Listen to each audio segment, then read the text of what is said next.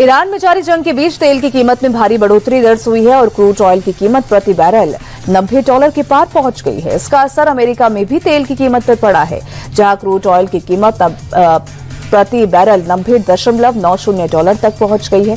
Straight of Hormuz बंद होने की वजह से तेल की कीमत $150 प्रति बैरल तक पहुंचने की आशंका जताई जा रही है। अमेरिका, इजरायल और ईरान के बीच जारी जंग और भीषण हो गई है। दोनों तरफ से जबरदस्त हमले किए जा रहे हैं। इजरायल के हमले का ईरान जोरदार तरीके से पलटवार कर रहा है। ईरान के इस्लामिक रिवॉल्यूशनरी गार्ड कोर ने खाड़ी देशों और इजरायल को निशाना बनाकर बैलिस्टिक मिसाइलें लॉन्च की हैं। IRGC ने इसका एक वीडियो जारी किया है। इन हमलों के जरिए तेहरान दुनिया को अपने हथियारों की ताकत दिखा रहा है।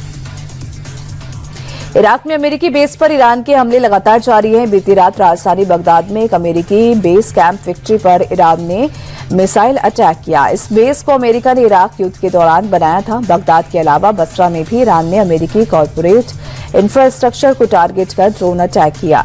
ईरानी हमले में जोरदार धमाके के साथ भीषण आग लग गई। हालांकि अभी तक किसी के हताहत होने की खबर नहीं है। ईरान ने सऊदी अरब पर हमले तेज कर दिए हैं। लगातार बैलिस्टिक मिसाइल से हमला कर रहा है और ईरान ने सऊदी अरब के अल खर्ज में प्रिंस सुल्तान एयरबेस पर कई बैलिस्टिक मिसाइल से हमला किया, जिसमें से एक बैलिस्टिक मिसाइल अमेरिकी सैनिकों के बेस के पास आकर गिरी और जोरदार धमाके के साथ आग का गुबार उठने से पूरे इलाके में दहशत फैल गई। मिडिल ईस्ट में जारी भीषण जंग के बीच सऊदी अरब के रक्षा मंत्री प्रिंस खालिद बिन सलमान ने पाकिस्तान के सेना प्रमुख आसिम मुनीर से मुलाकात की। रियाद में हुई इस हाई लेवल मीटिंग में ईरानी हमलों पर चर्चा हुई। दोनों देशों के बीच द्विपक्षीय संबंधों को और मजबूत करने और क्षेत्रीय सुरक्षा चुनौतियों पर भी विस्तार से बातचीत हुई। सऊदी ने पाकिस्तान को दोनों देशों में हुए रक्षा समझौते को भी याद दिलाया। साथ ही पाकिस्तान से जरूरी कदम उठाने को भी कहा है। मिडिल ईस्ट में ईरान और अमेरिका इजरायल के बीच जंग का आज 8वां दिन है। अमेरिका और इजरायल ने शुक्रवार को वेस्ट ईरान में 400 से ज्यादा जगहों पर हमला किया और कई मिसाइल लॉन्चर और अनमैन्ड व्हीकल स्टोरेज को टारगेट किया। इजरायल ने ईरान के 300 से ज्यादा मिसाइल लॉन्चर को तबाह करने का दावा किया है। वहीं ईरान ने इजरायली मिसाइल्स को हवा में ही तबाह करने का दावा किया। जंग के 7वें दिन तेहरान में कई जगहों पर धमाकों की आवाज सुनी गई और आसमान में काला धुआं भी उड़ता नजर आया।